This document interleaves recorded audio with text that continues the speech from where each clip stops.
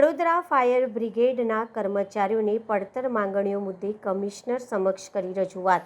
વડોદરા મહાનગરપાલિકાના fire brigade વિભાગના કર્મચારીઓએ વર્ષોથી લંબિત પડતર પ્રશ્નોના નિરાકરણ માટે મ્યુનિસિપલ કમિશનર અને ડેપ્યુટી કમિશનર સમક્ષ રજૂઆત કરી છે। કર્મચારીઓએ ભરતી, પ્રમોશન, સસ્પેન્ડ કરાયેલા કર્મચારીઓની પુનઃનિયુક્તિ અને કોન્ટ્રાક્ટ આધારિત ડ્રાઈવરોને કાયમી કરવાની માંગ ઉઠાવી છે।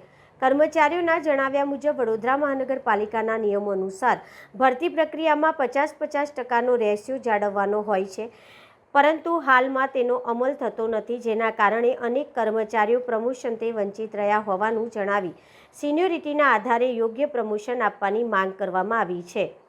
આ ઉપરાંત આંતરિક વિવાદો અને સામાન્ય તકરારોના કારણે છેલ્લા પોણા 2 વર્ષથી સસ્પેન્ડ કરાયેલા અધિકારીઓ અને કર્મચારીઓને માનવીય અભિગમ દાખવી ફરી ફરજ પર લેવામાં આવે તેવી રજૂઆત પણ કરવામાં આવી છે।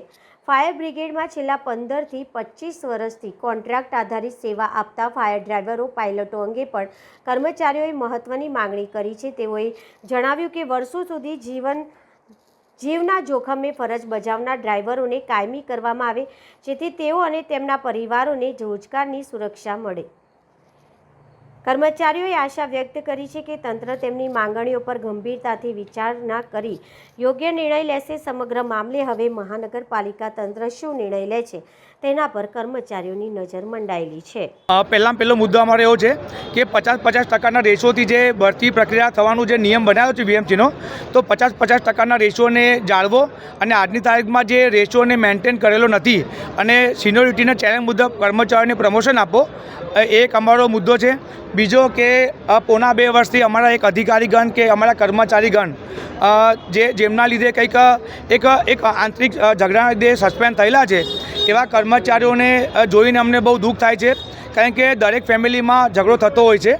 એ ફેમિલીને ધ્યાનમાં રાખીને દરેક ફેમિલીમાં ઝઘડો થતો હોય છે, એ પ્રમાણે ફાયર બ્રિગેડમાં એક ઝઘડો એ સોલ્વ કરીને અમારા કર્મચારીઓ, અધિકારીઓને હાજર કરવા માટે એક બીજો મુદ્દો છે। ત્રીજો કે જે વર્ષોથી પોતાનું બલિદાન વડોદરા ફાયર બ્રિગેડને આપી રહ્યા છે, એવા અમારી મેઇન પોસ્ટ પાયલોટ એટલે ફાયર ડ્રાઈવર કે જે લોકો ઘણા વર્ષોથી કુરબાની આપી રહ્યા છે, એ લોકોને કાયમી કરો, કારણ કે એ પણ એક પોતાની ફેમિલી લઈને આવ્યા છે। અને એ આજે ઓછામાં ઓછું મને ખ્યાલ છે કે મારી 18 વર્ષની સર્વિસ થઈ છે, 20-25 વર્ષથી કર્મચારીઓ કોન્ટ્રાક્ટમાં ફરજ બજાવી રહ્યા છે।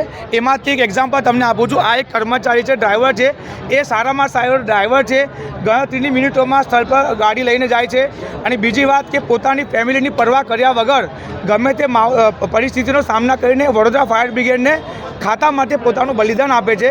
તો આવા ડ્રાઈવરોને પરમાનન્ટ કરવા અને એમને પરમાનન્ટ કર્યા પછી એમને જે એમનું જે મળવું જોઈએ, જેના માટે ડિઝર્વ કરે છે, એ એમને આપવા માટે મારી વડોદરા મહાનગરપાલિકાના જે કમિશનર સાહેબ છે એમને અને ડેપ્યુટી કમિશનર સાહેબને અમારી સૌ કર્મચારીઓથી રજૂઆત છે।